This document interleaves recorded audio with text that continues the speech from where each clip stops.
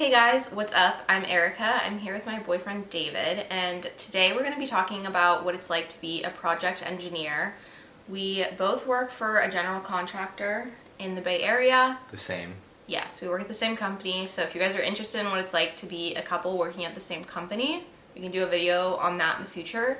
We were construction management majors from Cal Poly SLO, and we have been working full-time for over 3 years now. And I know in the past people have commented saying that they've really enjoyed these videos where we've talked about our job and just given more detail of what our job really entails. Obviously, each company is going to be different from one to the other. I have had the opportunity to work for 2 separate companies now. I'm on my second, and that's with Erica. The roles and responsibilities, for the most part, between these 2 companies are very similar. Expectations are pretty similar. Document control, document management, there's submittals, RFIs. To clarify, we're both working for a general contractor. Being a project engineer for a subcontractor may look very different. I would say a typical day might start with being there when the crews show up, doing stretch and flex with them possibly, or a foreman's meeting, taking diligent notes. A big part of what we do is documenting. So you're documenting what's being discussed, any direction, action items. It's a perfect opportunity for subcontractors to ask questions. They might see something that's wrong with the plans, or a discrepancy between the plans, even discrepancies between plans and specs. A lot of the times we act as the bottleneck between the field and the design team. We take those questions from the field and we start having conversations with the design team. We start having conversations with our own team, figure out the best way to tackle these problems. Whenever there's a question, first thing you do is you double check, what's being asked. Is it truly the case? Maybe it was just an oversight, something was missed. And after that, you're gonna prepare a question. And while the answer is always gonna come from the design team or the owner, you do more or less guide them in the direction that you want to go. So you have another conversation, or maybe you have this conversation earlier with your subcontractor or the field, what they think it should be, or even what we might think it should be. We present those questions. Again, we're the bottleneck with the engineers of the design team, and we hopefully get a prompt response from them. That would be the morning. And you're probably doing job walks, then you're probably talking to crews, getting updates. Depending on what you're doing and how your project is staffed, you might be working much closer with the field than other project engineers, or at different phases during the project. Yeah, I think it really depends, because depending on how big the project is, sometimes there'll be multiple project engineers on one project, and in that case, like David was on one for a while that was like that. We had 3 and project engineers for a period of time, yeah. Each project engineer had a scope within the project that you guys kind of focused more on. Where currently I'm on a project where I'm the only engineer. This project is a lot smaller, a lot less detailed. For example, what scopes did you have versus like the other PEs on your job? So my last project, we split it up by like kind of inside and outside. So I did a lot of concrete, I did all the civil work, I did all the waterproofing, and then all the exterior finishes. My counterpart did all of the interior stuff, so he had more of like the MEPs, mechanical, electrical, plumbing scopes. He had all the finishes, he had furniture, he had millwork. Right now, we've kind of split it up similarly. Some of us on our current project, someone had upper floors, and someone had the first floor, and by that, it's instead of splitting it up by scope, you're kind of splitting it up by space. So there's a bunch of different ways that you can I didn't realize you guys did it like that. Starting out, yeah. Another thing that we do a lot of, going back to these meetings with the field, there's always these meetings with design teams and the owner. Usually you're going to have those at least once a week. Meeting minutes, again, documentation is a huge thing. You're going to probably be the note taker, be able to be organized. Send them out after, like meeting minutes. Distribute them. Yeah, and like a 2-week look ahead. What should we get with like your super and your project manager to kind of come up with that? Being a project engineer is something that a lot of companies would like to see prior experience before becoming an engineer. or see schooling for it, get your education for Well, construction prior management, experience, you mean like an internship, because no or one. internship, or you've actually, been working in the field. I don't. Yeah. Carpenter's apprentice, whatever it might be. But I don't agree with that. There's plenty of people who I know got hired from completely different fields that did not major in construction management, any type of engineering. And I mean, it definitely helps if you do know someone who can kind of be like, hey, I think you're a good worker. But if you are looking to go into the industry, don't be like discouraged by thinking, oh, I was like a major in econ or business or psychology even. You have two kind of avenues that you can go down. You can go down the field side more. Just like a superintendent. Or down the office side. Just like Field a project side, manager. Superintendent. That's, of course, a lot more, I'm not going to say labor intensive, but a lot more demanding. You need to be there on the job all the time. And you're doing a lot more quality assurance and quality control. You don't have to deal with those more professional, like business meeting, that type of stuff. Or even like formulating emails. Like you can ask an engineer or a project manager to do that for you. Yeah, I would never want to be a superintendent. I think it seems super stressful. Way too many people like needing you all the time. And there's certainly, you meet other superintendents, you meet a lot of superintendents, and there certainly takes a certain type of person. Somebody who's not afraid to speak up, speak their mind. You do have that opportunity within most companies to go that route if you so choose. Then there is more or less the office side, which allows you to go much higher, kind of up a tree, whereas there's kind of like 2 steps up to super. There are steps beyond that, but as far as the office side, which you do have a lot more exposure of as a project engineer.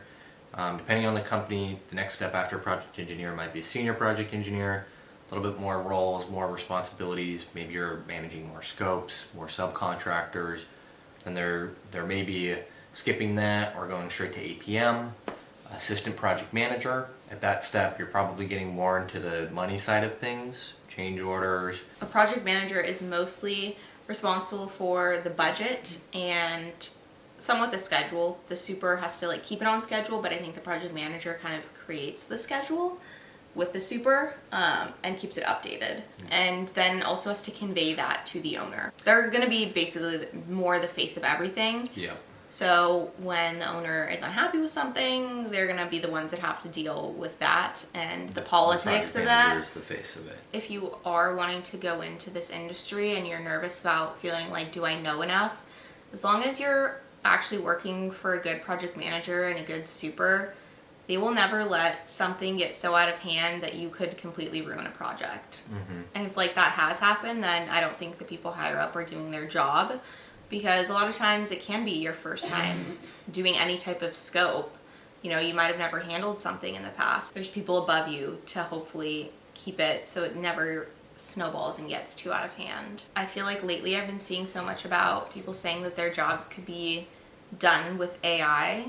And do you think that your job could be taken over with artificial intelligence?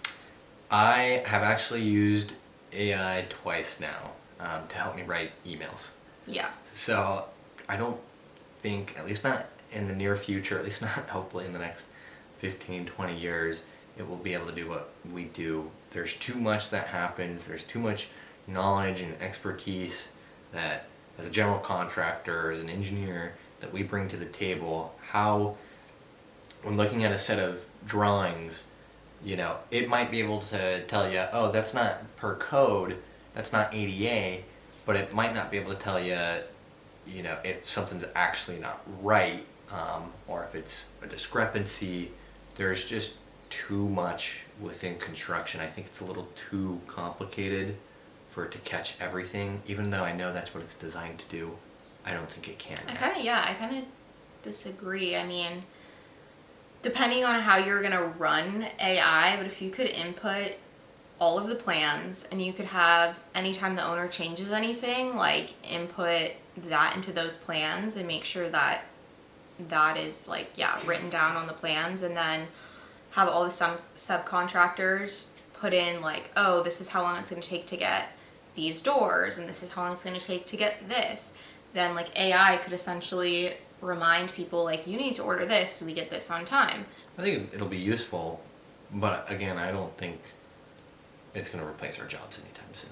I mean, there's obviously having personal a personal touch to all of this. It does like require some a lot of face-to-face interaction, and even if like AI could do a lot of stuff, and even like a lot of the actual building of it could be done in like a warehouse, like you could prefab a lot of things and just drop stuff in, but still when you're making your mind up on like, oh, what color do we want for this door, and I guess obviously AI could like generate what it thinks looks best, but there is, I mean, I'd like to think like some personal touch and creativity to everything and facilitating all of that. You know, I talked about what we kind of do on a typical daily basis, but what about our hours? Hours, it really depends. It depends on where you are in the project. It depends on your project team and what they're comfortable with.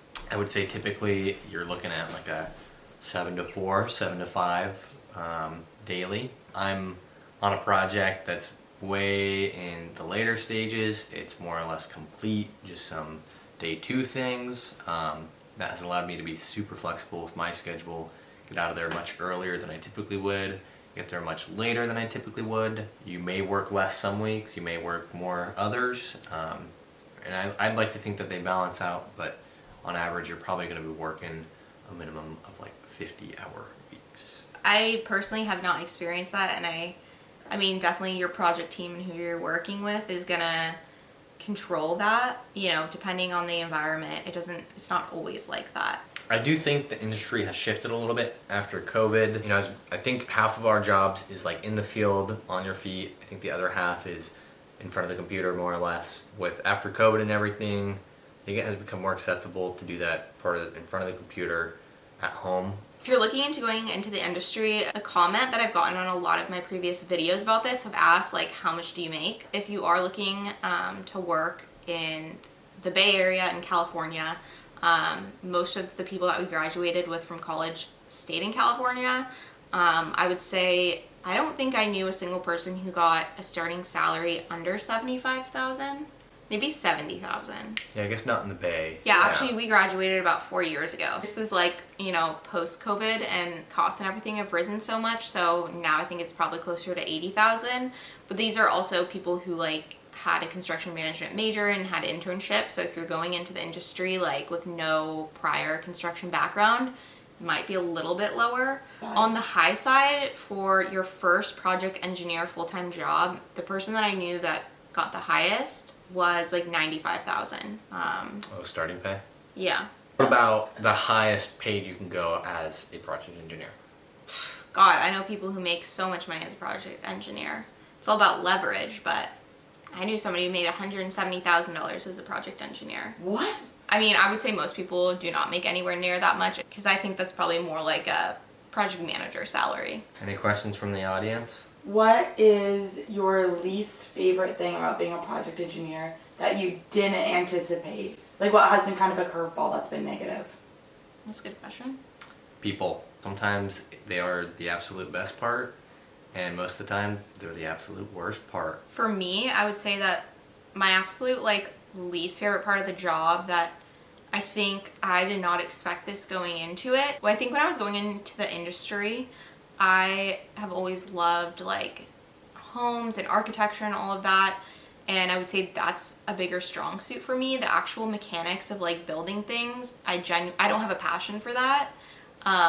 And unfortunately, when you are working on this side and you're not an architect or like an owner or something, you don't get a say in the finishes. So like we can all look at tile and like it doesn't matter what I think. And I don't know if I necessarily like fully had thought it all out when I was going into the industry, but I definitely was hoping that there was more creativity, and I would say there's pretty much zero creativity because you don't ever get the final say in anything. That's pretty much it. If you guys have more questions, leave them below and we can answer them in a follow-up video. Thank you guys so much for watching, and we will see you guys in my next video.